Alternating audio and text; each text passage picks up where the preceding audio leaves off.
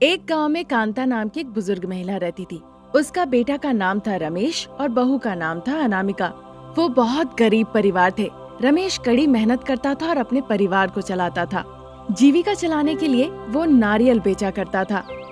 हर दिन वो नारियल लेने के लिए खेत में जाता था, पेड़ पे चढ़ता था, फिर उस खेत के मालिक को पैसे देके वो अपने जरूरत के लायक नारियल ले आता था।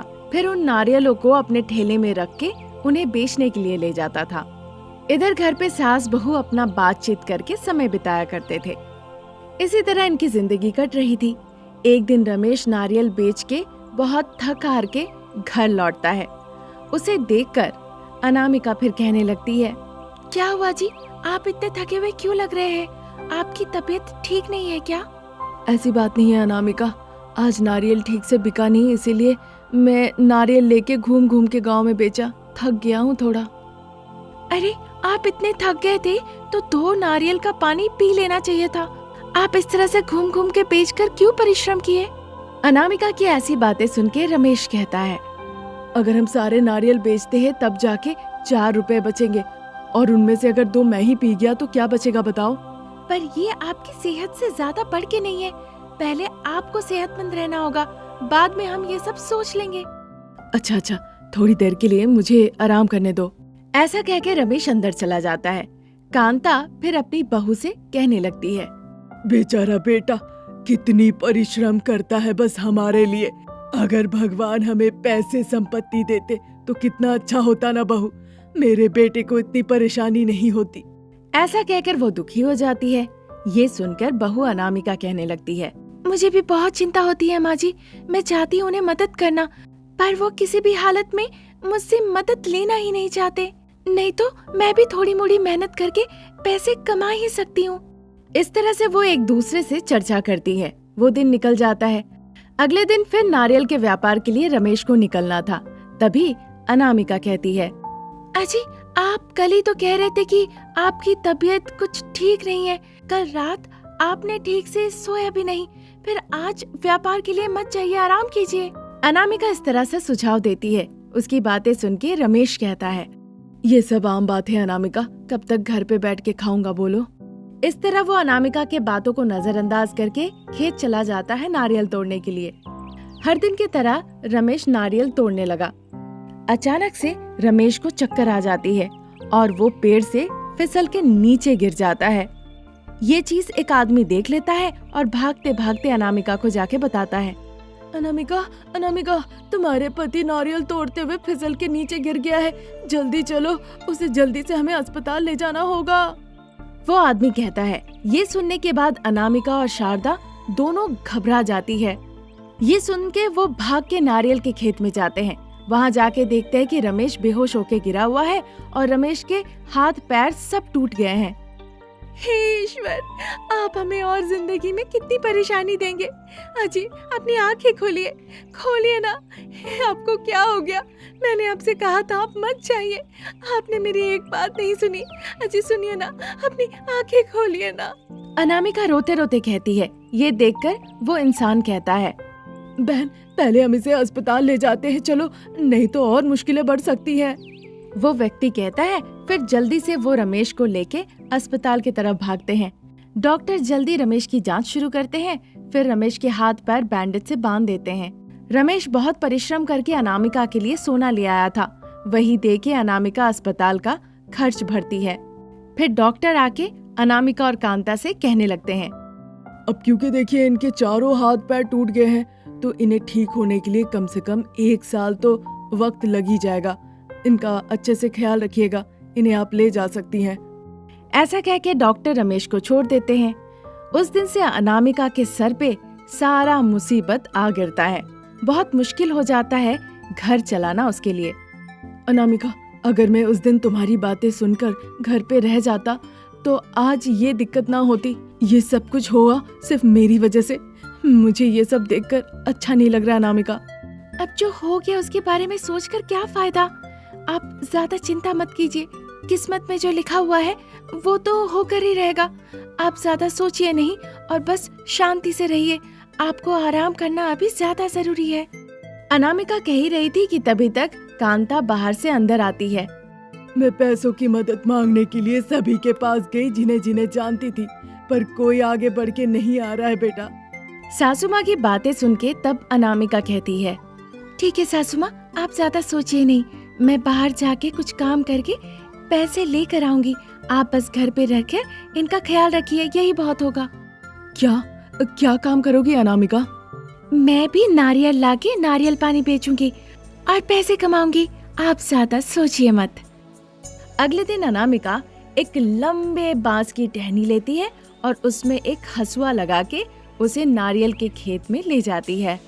उस लंबे बांस की मदद से वो बिना नारियल पेड़ में चढ़े ही नारियल तोड़ लेती है। फिर जरूरत भर नारियल लेके वो मालिक को पैसे देके उसे बेचने के लिए चली जाती है।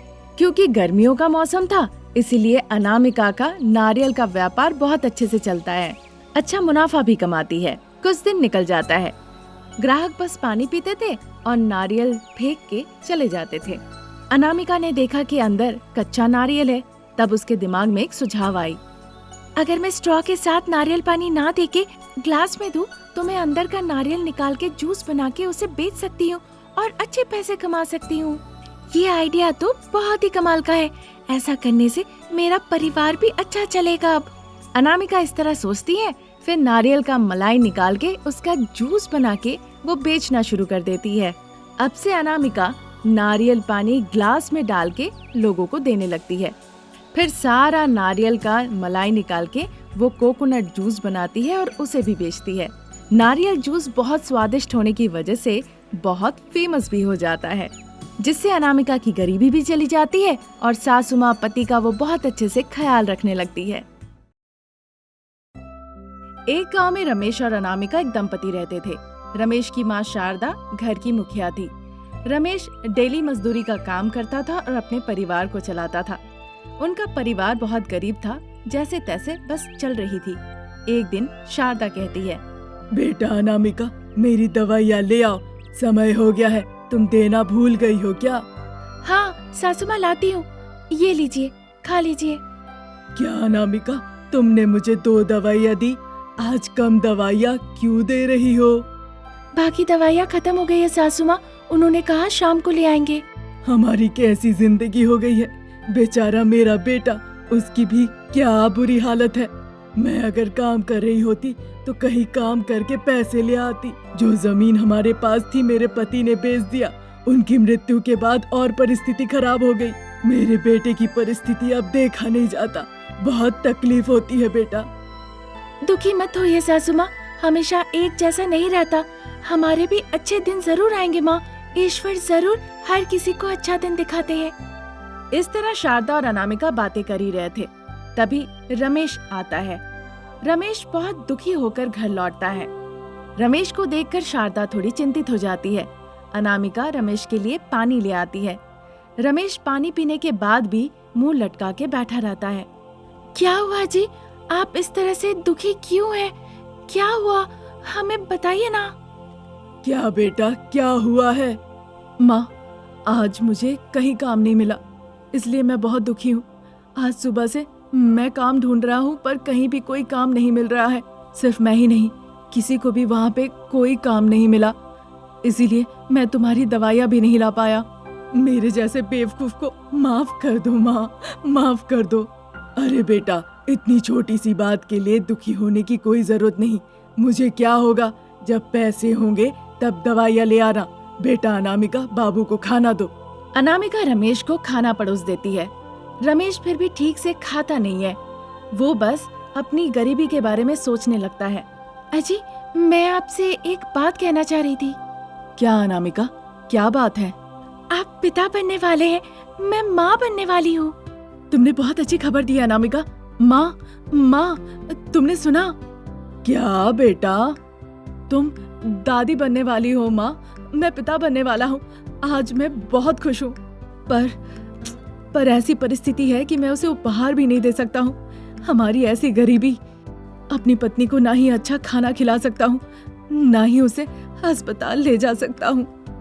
दुखी मत होइए, सब कुछ ठीक हो जाएगा, मुझे पूरा भरोसा है। मुझे देखने के लिए मेरे पिताजी आ रहे हैं, उनके लिए कुछ लाने की जरूरत नहीं, मैं उन्हें कुछ बना के खिला दूंगी। तुम्हारे पिताजी कब आ रहे हैं अनामिका? आज शाम को आएंगे वो। तब तक मैं उनके खाने के लिए कुछ बंदोबस्त कर दूंगी। रुको अनामिका, मैं बाहर जाके कुछ खाने के लिए ले आता हूँ। वो टिफिन वाले भैया उधार में कुछ दे देंगे। क्या चाहती हो बताओ, मैं ले आऊंगा। अजी, मुझे पूरी खाने का बहुत मन कर रहा है। ठीक है, मैं ले आता हूँ। ऐसा कहकर रमेश चला जाता है अनामिका के लिए खाना लाने। तब तक अनामिका के पिताजी रविंद्र आ जाते हैं। रविंद्र शरबत के व्यापारी थे। कई दिनों से उनका यह व्यापार था। इससे उन्होंने अच्छे पैसे कमा लिए थे। जैसे ही पता चला कि बेटी गर्भवती है, वो खाने के लिए फल, पकौड़ी, मिठाई, सारी चीजें लेकर यहाँ आ जाते हैं। यहाँ आते ही उन्हें पता चल जाता है अनामिका की परिस्थिति के बारे में, पर अनामिका अपने पिताजी को इस बारे में कभी कुछ नहीं कहा था। क्या हुआ जमाई राजा, बड़े पतले हो गए हैं? कहाँ पिताजी, मैं तो ठीक ही हूँ। भाई साहब, आपकी सेहत कैसी है? समय समय पे खाना खा रहे हैं ना? कोई परेशानी नहीं, सब ठीक है। मेरा शरबत का व्यापार अच्छा चल रहा है, इसीलिए अच्छी जिंदगी कट रही है। और बताइए पिताजी, सब ठीक ठाक है ना? हाल ही में मैंने तुम्हें बाजार में देखा था। तुम देखकर दुखी लग रहे थे। उस दिन मैं गांव में आया था कुछ काम के लिए, घर नहीं आ पाया। तब जाके मुझे तुम्हारी परिस्थिति के बारे में पता चला। कहाँ पिताजी, सब तो ठीक है, कोई दिक्कत नहीं है। तुम्हारी बातें और आंखें अलग अलग बात कह रही है। मैं समझ सकता हूँ, मैं सब अंदाजा लगा सकता हूँ। इसीलिए मैं यहाँ आया हूँ एक खुशखबरी देने। किस बारे में पिताजी? असल में मेरा एक दोस्त शरबत का सारा बर्तन बेच रहा है। मैंने उससे बात की है कि मैं वो सब खरीद लूंगा। अगर तुम शरबत का व्यापार करते हो, तुम्हें अच्छा मुनाफा मिलेगा। अरे पिताजी, मुझे तो शरबत बनाना नहीं आता, क्या करूंगा मैं लेके? अरे बेटा, तुम चिंता मत करो। बचपन से ही मेरी बेटी को शरबत बनाना अच्छे से आता है। क्या बेटा, तुम शरबत बना लोगी ना? जरूर बनाऊंगी पिताजी। आप हमारे मुसीबतों के दिन में आके इस तरह से मदद कर रहे हैं हमें। आपकी इस सहायता के लिए मैं हमेशा आपकी आभारी रहूंगी। पिताजी का मतलब नहीं कि वो मुसीबत में सहायता करे, वो मुसीबत आने ही नहीं देगा। तुम्हारी खुशी में ही मेरी खुशी है। अब मैं चलता हूँ बेटा, देर हो गई है। ठीक है पिताजी, बहुत खुश हुआ मैं। अच्छे से जाइएगा। रविंद्र आके अपनी बेटी को शरबत बनाने के सारे बर्तन दे देते हैं। फिर गरीब बहुरानी शरबत का व्यापार शुरू कर देती है। रमेश अपनी पत्नी से शरबत बनाना सीख लेता है और उसकी काम में उसे वो मदद करने लगता है। कुछ ही दिनों में उन्हें अच्छा मुनाफा होने लगता है। अनामिका तरह तरह का शरबत बनाने लगती है और उस इलाके में प्रसिद्ध हो जाती है। उस इलाके में अनामिका का शरबत बहुत पॉपुलर हो जाता है। उसी के साथ साथ अनामिका अच्छे पैसे कमा लेती है अपने व्यापार से, और उन पैसों से वो अपने घर की मरम्मत भी करवाती है। शारदा की वो चिकित्सा कराती है, क्योंकि वो गर्भवती थी तो वो भी अस्पताल जाके अपनी जांच कराती है। कुछ दिनों के बाद रमेश अनामिका को घर पे विश्राम करने को कहता है और खुद शरबत का व्यापार चलाता है। इस तरह वो परिवार बिना किसी परेशानी के खुशी खुशी जीवन बिताने लगता है।